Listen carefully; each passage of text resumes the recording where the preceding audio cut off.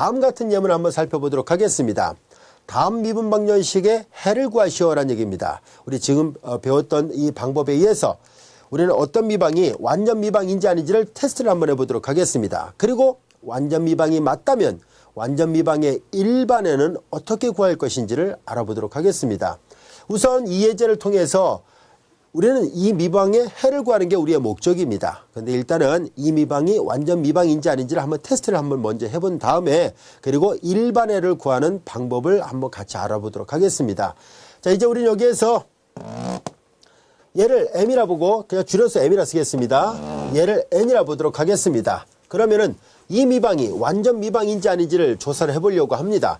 이때 우리는 이 공학수학 교과정이나 또는 미분방정식 교과정을 공부하다 보면 우리가 전혀 느끼지 못하면서 그 어떤 실수를 하는 경우가 있어요. 바로 뭐냐면은 그냥 이 절에 있으니까 크게 신경 쓰지 않고 그냥 그 절에 해당되는 방법을 바로 써서 완전 미방이면 완전 미방 절 안에 있으면 그냥 완전 미방인가 보다 하고서 테스트도 안 해보고 그냥 바로 계산하는 습성이 있는데요. 주의를 해야 됩니다. 우리는 미분방정식이 워낙 다양하게 있다 보니까 이럴 땐 이 방법 쓰고 또 저럴 땐 저 방법 쓰고 이렇게 해야 되거든요. 그래서 항상 여러분들이 습관을 길러야 돼요. 뭐냐면은 미분방정식이 하나 딱 주어지면은 이 미방이 완전 미방인가 또는 변수불량인가 등등 이런 걸 구별하는 방법을 자꾸 연습을 해야 됩니다. 완전 미방 단원 안에 있다고 무조건 완전 미방으로 접근하려고 하지 말고요. 혹시 변수불량이 되는가 안 되면은 또 치환으로 되는가 안 되면은 완전 미방은 되는가 등등 이렇게 여러분들이 다양하게 다각도로 이렇게 테스트를 해보고 나서 가장 적합한 방법을 적용하기 바랍니다. 때에 따라서 어떤 미방은 한 가지 방법으로만 풀리는 경우도 있지만 또 때에 따라서 어떤 미방은 여러 가지 해법을 가지고 있을 수도 있습니다. 그래서 다양한 풀이를 여러분들이 꼭 연습을 해보세요. 우리는 그런 관점에서 잘 살펴본다면 이 미방은 앞에서 배웠던 변수분리가 되지 않는다는 것을 알 수 있습니다. 자, 그리고 우리는 이런 형태는 공통이 있다라고도 단정적으로 말할 수도 없고요. 또한 동차형 미방도 아니기 때문에 적어도 1장 3절에서 배웠던 해법은 적용되지 않겠구나 하는 것을 알 수 있습니다. 자, 그래서 우리는 이제 이 전에서 배웠던 혹시 이 미방이 완전 미방인가 하는 것을 알아보도록 하겠습니다. 자, 완전 미방 유무를 알아보기 위해서 m을 앞에 걸 m, 뒤에 걸 n이라 했을 때 항상 m을 y에 대해서 편미를 합니다. 자, 이제 코사인 x 더하기 y를 y에 대해서 편미하면 코사인 미분하면 마이너스 사인이죠. x 더하기 y가 되고 합산함수 안에 것도 미분합니다. y에 대해서 편미하면 1이죠. 여기까지 이해됐죠? 자, 이번에는 n을 x에 대해서 편미를 해봅니다. n을 x에 대해서 편미할까요?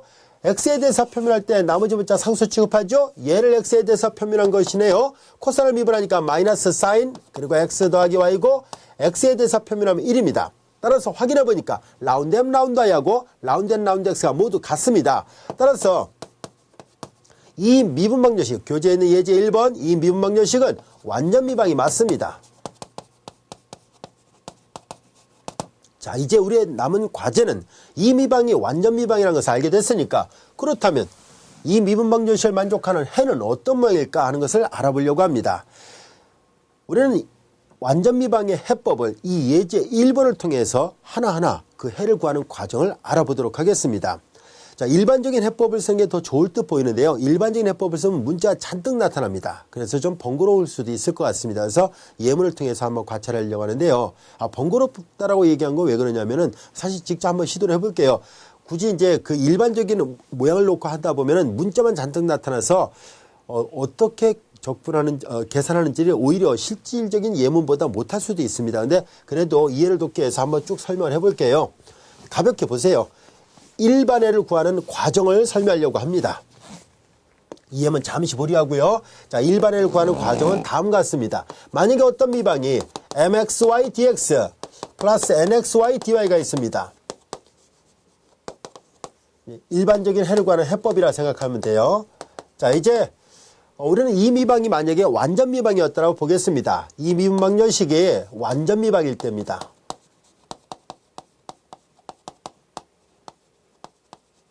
즉 m을 y에 대해서 첨자를 쓰겠습니다. m을 y에 대해서 편미한 거하고 n을 x에 대해서 편미한 것이 같을 때지요.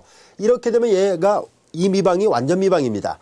이 미방이 완전 미방이었다는 얘기는 정의에 의해서 본다면은 이 m은 어떤 함수를 x에 대해서 편미한 것 같아야 되고 n은 어떤 함수를 y에 대해서 편미한 거하고 같아야만 합니다. 자, 그래서 우리는 정의로부터 어떤 함수 f를 x, 줄여서 그냥 fx를 쓰겠습니다. f를 x에 대해서 표현한 것이 m과 같아야 됩니다. 이것도 역시 줄여서 m이라 쓸게요. 또한 f를 y에 대해서 표현한 것은 n과 같아야 됩니다.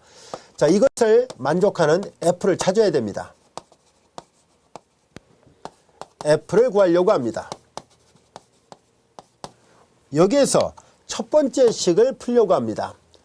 첫 번째 식은 f를 x에 대해서 표현한 것이 m이라고 얘기를 했었으니까 f를 구하려면 편도함수를 가지고서 얘를 구하려면 당연히 적분하는 수밖에 없죠.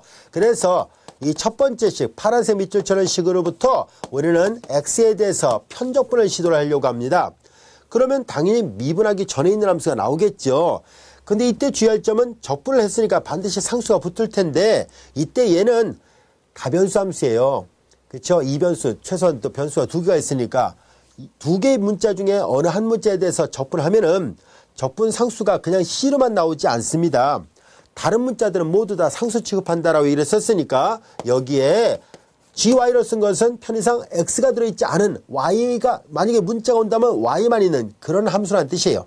즉 y만의 함수는 x에 대해서 편미분할 때 상수 취급하니까 사라지죠. 그래서 양변을 미분했을 때 사라질 수 있는 상수는 바로 이렇게 gy입니다. 이게 일변수 함수하고의 차이점입니다. 일변수 함수는 그냥 적분상수를 C라 쓰면 되지만 다변수 함수는 예를 들어서 변수가 10개가 있어요. 그래서 첫 번째 변수에 대해서 편적분을 시도를 하면 두 번째부터 나머지 10번째까지 9개의 변수는 전부 다 상수 취급되어 버립니다. 그래서 적분상수가 그 나머지 9개의 변수들로 구성되어 있을 수 있어요. 그래서 단순하게 여기다 C만 쓰면 안 됩니다. 자, 이제 이런 꼴입니다. 그래서 여기에서 fx는 m이라고 얘기를 했었으니까 인테그랄 여기 m dx 그 다음에 플러스 gy죠. 이때 지금 문자로 되어 있어서 어쩔 수 없이 이제 이게 구체적으로 어떤 모양인지 나타나지 않습니다. 그래서 이제 말로 이렇게 해서 설명할게요. 이 m은 문제에서 주어졌던 함수니까 적분하면 어떤 모양이 나오겠죠. 그런데 f를 정확하게 결정하려면 이거는 이제 문제에서 주어졌으니까 적분하면 되는데 요건 문제를 푸는 과정에서 나타나는 함수였습니다. 그래서 얘를 구하기 위해서는 아직 활용하지 않았던 또 다른 조건을 쓸 수밖에 없습니다. 바로 여기에 나와 있는 두 번째 조건이죠. 이 f를 이번에는 y에 대해서 편미분을 시도합니다. 이 f를 y에 대해서 편미분을 하면은 그것이 n과 같아야 된다는 사실을 이용할 것입니다. 그래서 이 적분함수를 다시 y에 대해서 편미분합니다. 이 문자다 보니까 부득이하게 이렇게 라운드교를 또 써가면서 쓸 수밖에 없는데요. 여러분들 그냥 가볍게 흐름만 보세요. 아, 이런 식으로 계산하면은 완전 미방의 일반해를 찾을 수 있구나라고만 생각하면 돼요. 자, 이제 합에 관한 편미분은 각각의 편미분을 할 것 같은데요. 앞에 거는 다변수 함수니까 여전히 라운드교를 쓴 거지만 뒤에는 y에 관한 일변수 함수밖에 안 되는 것을 y에 대해서 편미분하라는 얘기죠. 그건 당연히 그냥 g8 y 이렇게 쓰면 됩니다. 여기까지 됐죠. 자, 여기에서 우리는 이 값이 뭐가 돼야 돼요? 이걸 계산한 게 f를 y에 대해서 편미분한 거예요. 그 값이 뭐가 같아야 돼요? n과 같아야 된다고 얘기를 했었습니다. 따라서 우리는 이 관계식으로부터 노란색 g 프라임 y를 찾습니다. 색깔 구별 없이 갑니다. 노란색 g 프라임 y는 넘기면 n 마이너스 라운드 y 인테그랄 m dx입니다. 이 식으로부터 우리는 자연스럽게 이 미분하기 전에 있던 함수 gy를 찾을 수 있겠죠. 얘는 당연히 주어진 식을 다시 y에 대해서 편적분을 해야 됩니다. 이미 적분한 걸 다시 y에 대해서 편적분하고 일변수 함수니까 상수 c를 쓰면 됩니다. 이제 gy가 구해졌습니다. 여기다 대입하면 f가 구해집니다. 그런데 앞서 우리가 배웠었죠. 일반에는 f가 아니라 f 이퀄 상수꼴입니다. 그래서 일반에 완전 미방의 일반에는 이 과정을 거쳤을 때 주의할 점은 그냥 f라고 써놓으면 안 됩니다. 일반에는 f x, y 이퀄 상수권에 여기 c를 요걸 c만 쓰고 여기를 c라 씁시다. 일반에는 이런 꼴입니다.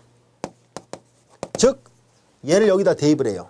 그리고 나서 다시 이퀄 상수를 써야 되는데 여기 왼쪽에도 c1 있고 오른쪽에도 c가 있으니까 넘겨서 뭐 c1, c-c1은 뭐 c2로 쓴다든가 그렇게 쓰면 돼요. 어차피 상수니까 그냥 뭐 다른 문자 c2, 뭐 c3 아무거나 쓰면 되겠죠. 그래서 일반에는 다 넘겼다고 가정한다면 이렇게 쓸 수 있습니다. m dx 그 다음 요게 gy죠. 인테그랄 n 마이너스 라운드 y 인테그랄 m dx 그리고 dy 이제 상수 얘랑 구별하기 위해서 c2라 씁시다. 이해되겠죠? 이걸 외울 필요 없습니다. 이걸 외우라고 선생님이 여기다 써놓은 게 아니라 이런 흐름으로 일반회가 구해집니다 라고 설명한 것뿐이에요. 그래서 이 일련의 흐름을 잘 이해를 합시다. 자, 근데 여러분도 혹시 미분적 불합 교과정에서 혹시 벡터 미분적 불합을 이미 공부한 학생들은 어디선가 이 풀이가 비슷한 게 있다는 것을 본 적이 있지 않았을까요? 그래요. 만약에 벡터 미분적 분학을 공부 안 했던 학생들은 지금 처음 접하겠습니다만 벡터 미분적 분학은 미분적 분학 교과정에서도 보통 다뤄지기도 하는데요. 우리 교과 과정에서도 다룰 겁니다. 이 공학수학 교과정에서도 벡터 미분적 분학을 다루는데요. 바로 얘는 마치 뭐와 비슷하냐면 벡터 함수의 선적분을 다룰 때 포텐셜 함수를 찾는 과정하고 정확하게 일치합니다. 그래서 포텐셜 함수를 구할 때도 이와 비슷한 과정을 거쳤거든요. 자, 이제 이런 흐름으로 계산한다는 것. 그래서 이 예문을 다시 한번 풀어보도록 하겠습니다. 자, 우리는 예제 1번 확인해 본 결과 완전 미방이라는 것을 알게 됐습니다. 그래서 이 미분방정식의 해를 구해볼 생각이에요.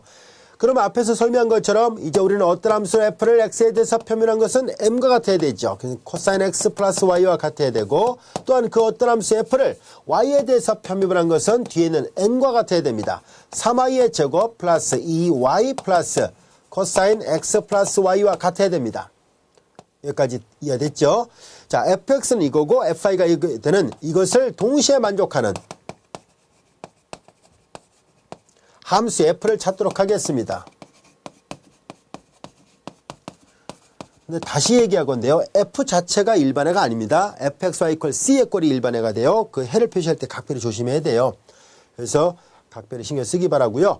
이제 우리는 여기에서 fx하고 fy를 만족하는 해를 구하기 위해서 이식을 1번, 이식을 2번이라 했을 때 1번부터 먼저 풀도록 하겠습니다. 우리는 일식에서 f를 찾기 위해서 당연히 양변을 적분해 보도록 하겠습니다. x에 대해서 편밀한 것을 x에 대해서 편적분하면 당연히 f가 나오겠죠. 그래서 fx를 편적분하는데요. fx가 코사인 x 플러스 y입니다. 그래서 코사인 x 플러스 y를 x에 대해서 편적분할 것이고, 그러면 당연히 다른 문자가 상수 역할을 한다 했으니까 x에 대해서 편적분할 수 있는 문자로 두 개밖에 없잖아요. 나머지 문자는 y밖에 없네요. 그래서 gy가 상수 역할을 합니다. 여기까지 이해됐죠? 이제 얘네들 적분한 건 어렵지 않죠? 코사인의 부정적분은 사인입니다. 자, 그리고 이제 플러스 gy가 됐습니다. 그런데 여기서 이것만 갖고는 얘는 구해졌죠. 아까 여기 문자로 표시했던 거 막연하게 이렇게 돼 있어서 어쩔 수 없이 이렇게 기호를 계속 쓸 수밖에 없었는데, 이렇게 구체적인 함수가 들어간다면 적분하는 건 어렵지 않습니다. 이제 우리의 관심은 f를 정확하게 결정하려면 노란색 분필의 gy가 필요합니다. 이 gy를 구하기 위해서 아직 사용하지 않았던 두 번째 관계식을 활용하려고 합니다. 이제 이 식에서 이렇다라고 얘기를 했었으니까 이 위의 식을 양변을 y에 대해서 편입을 합니다. y에 대해서 편입을 한 결과는 2번 식과 같아야 되죠. 얘를 y에 대해서 편입을 합니다. 사인을 미분하니까 코사인이 될 것이고, 그 다음에 y에 대해서 편입하면 합성함수 안에 것도 미분하죠. 1이죠. 그리고 y에 대해서 편입하면 얘는 당연히 일변수 함수에 불과하니까 편미분 해봤자 일변수 함수 미분 프라임과 같습니다. 근데 이 계산 결과가 뭐가 같아야 되냐면 2번의 결과랑 정확하게 일치해야 됩니다. 그래서 우리 이제 덧셈은 교환이 가능하죠. 그러니까 여기 칸에 맞춰서 한번 비교해 봅시다. 코사인 x 더하기 y, 그리고 코사인을 먼저 썼어요. 그 다음에 3y 제곱 플러스 2y를 뒤에다 씁시다. 3y의 제곱, 여기 일부러 색깔을 맞춰 볼게요. 3y의 제곱 플러스 2y 같이 됐습니다. 여기까지 됐죠. 이게 서로 같아야만 합니다. 이 두 식이 서로 같아야 된다는 사실로부터 위의 식 아래 식을 비교할 때 하얀색 분필로 표시했던 부분은 당연히 같네요. 따라서 이제 비교해 본 결과 노란색 분필끼리 서로 같아야 된다는 것을 알게 됐습니다. 즉 G'Y는 3y의 제곱 플러스 2y입니다. 이 부분이 아까 여기서 말했던 이거예요. 이거 복잡하게 생겼던 이겁니다. 여기까지 이해됐죠? 이 부분이죠. 이 부분입니다. 자, 이거 이제 지워도 되겠죠. 이제 흐름만 설명한 거니까 굳이 이걸 몰라도 됩니다. 이런 방법으로 이 완전 미방의 일반회를 구하는 거구나 라는 것을 하나 배웠어요. 자, 이제 우리는 여기에서 양변을 적분하려고 합니다. 양변을 적분하니까 gy를 구할 수 있습니다. gy는 이제 양변을 적분하면 되죠. 얘를 적분을 하는데요. 뭐 간단하니까 그냥 바로 적분기 없이 바로 적분하도록 하겠습니다. y의 3승 플러스 y의 제곱이고 적분했으니까 적분상수를 붙이도록 하겠습니다. 편의상 희환이라 쓰겠습니다. 자, 이제 gy가 구해졌으니까 얘를 여기다가 대입을 해야 f의 모양이 결정됩니다. 근데 우리는 일반해를 구하려는 것이 목적이죠. f가 필요하긴 하지만 f 자체가 일반해는 아닙니다. 그래서 일반해는 fxy 이퀄 상수꼴이거든요. 이 상수꼴, 그냥 글로 쓰지 말고 기호로 쓸까요? 그래서 fxy 이퀄 c의 꼴이므로 이 식에다 대입을 합니다. f는 여기 있어요. sin x 플러스 y.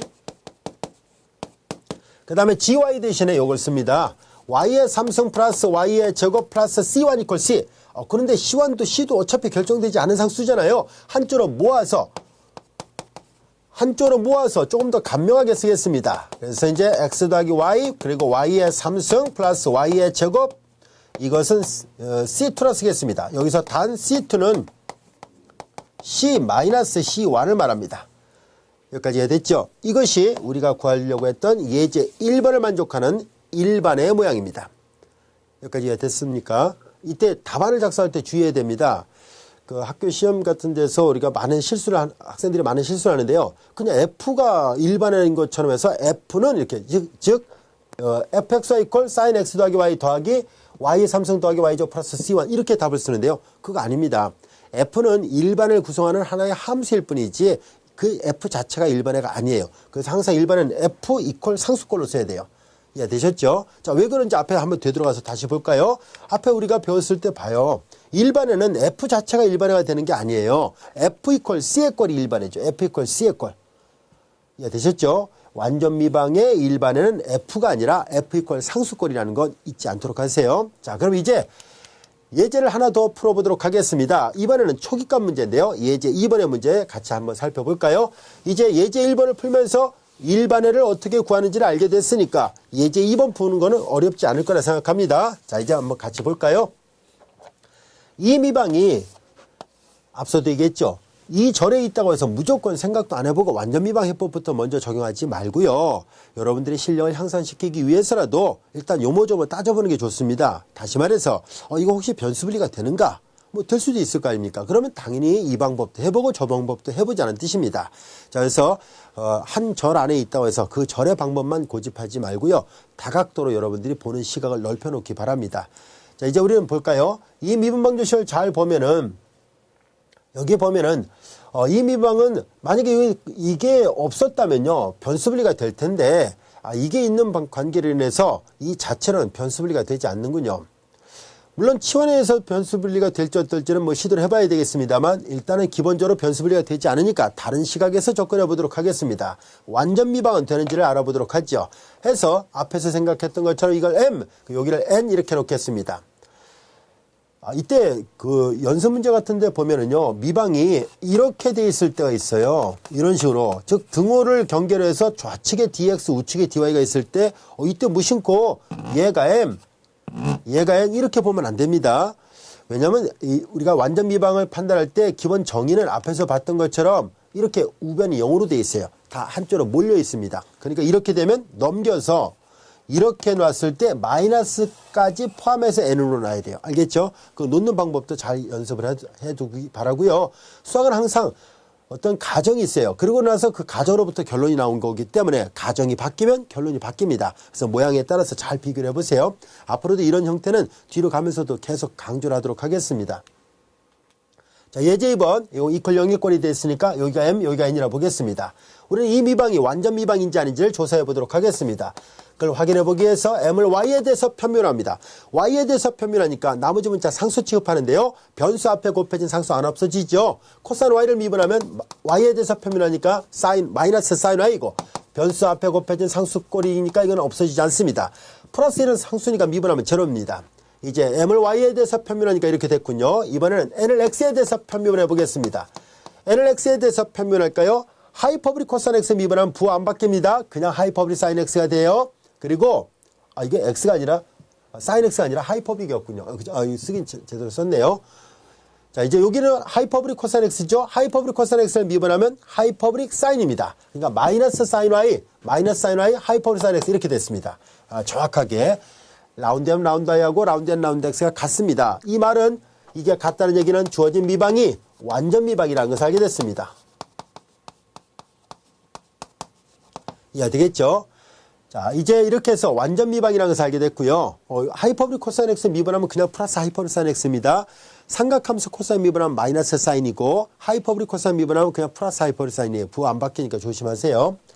자, 이제 이와 같이해서 이 미방이 완전 미방이라는 것을 알게 됐으니까, 그럼 완전 미방의 해법에 맞춰서 계산해 보도록 하죠.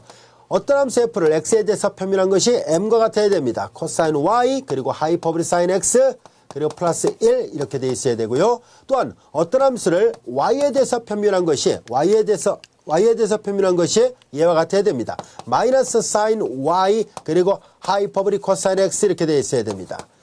자, 이제 우리는 여기서 앞에서 했던 것처럼 1번식을 x에 대해서 편적분하고 다시 y에 대해서 표현해서 비교하면 되는데요. 꼭 첫 번째를 먼저 해야 될 이유는 없습니다.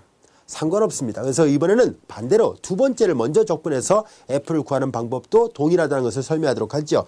아무거나 먼저 해도 상관없습니다. 자, 이제 우리는 아까는 1번을 먼저 계산했었죠. 이번에 이 식에서 먼저 계산해 보겠습니다. 바꿔서 계산해도 상관없습니다. 하는 요령은요, 여러분들이 볼 때 좀 편리한 걸 먼저 적분하는 게 좋습니다. 좀 간단하다 싶은 것을 먼저 적분해 보세요. 예를 들어서 fx는 간단한데 fi가 복잡하다. 그럼 당연히 fx를 먼저 적분하고요. 반대로 fx는 복잡한데 fi가 간단하다. 그러면 fi를 먼저 적분해서 f를 찾는 방법을 하는 게 좋습니다. 그리고 뭐 둘 다 비슷하면 아무나 먼저 해도 되고요. 자, 이제 2번식을 가지고서 적분을 시도를 해보겠습니다. y에 대해서 편미분한 걸 당연히 적분할 때는 당연히 여기 y에 대해서 적분해야 됩니다. 그래서 마이너스 사인 y 하이퍼보릭 코사인 x dy죠. 자, 이번에는 아까 뭐였어요? 여기가 x에 대해서 적분할 때는 y만의 함수가 상수 역할을 했지만 지금 반대죠. y에 대해서 적분했으니까 당연히 x만의 함수가 상수 역할을 합니다. 이해되셨죠? 요 기호표기 방법 잘 이해를 하고 있어야 돼요. 자, 여기에서 y에 대해서 편적분할 때 나머지 문자 상수 취급합니다. 바깥으로 나갈 수 있고요. 마이너스 사인 y를 y에 대해서 편적분하면은 코사인 y죠. 그래서 우리는 코사인 y 바깥으로 내보낸 거 옆에다 다시 씁시다. 하이퍼보릭 코사인 x가 되고 그 다음에 플러스 gx가 됐습니다. 여기까지 이해됐죠?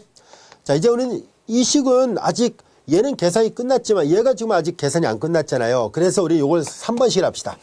우리는 이 3번식의 양변을 y에 아까 이걸 먼저 했죠. 3번식의 양변을 x에 대해서 편미분 함으로 해서 1번식의 결과랑 비교를 하겠습니다. 이제 3번식의 양변을 x에 대해서 편미분을 합니다.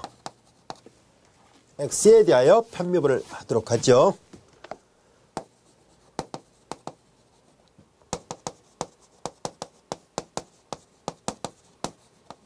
자, x에 대해서 편미분을 하면은 자, 이제 한번 시도를 해볼까요? 얘를 x에 대해서만 편미합니다. 그 결과가 1번하고 같아야 돼요. 자, x에 대해서만 편미할 때 나머지 문자 상수 취급하죠. 변수 앞에 곱해진 상수 안 없어지죠. 얘만 변수로 보고 있습니다. x에 대해서 편미하니까 하이퍼보릭 코사인 미분하면 하이퍼보릭 사인입니다.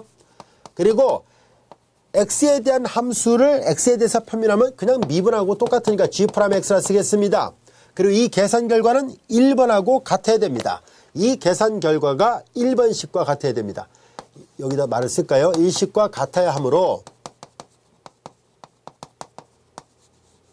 그래서 1번식과 비교를 합니다. 코사인 y 그리고 하이퍼보릭 사인 x 그리고 플러스 1인데요. 자, 일부러 색깔을 같이 맞춰볼까요? 이렇게 돼야 됩니다. 여기까지 이해됐죠? 자, 근데 여기서 위아래식을 잘 비교해 보니까 이건 똑같으니까 서로 소구되고 얘가 얘와 같아야 된다는 것을 알게 됐습니다.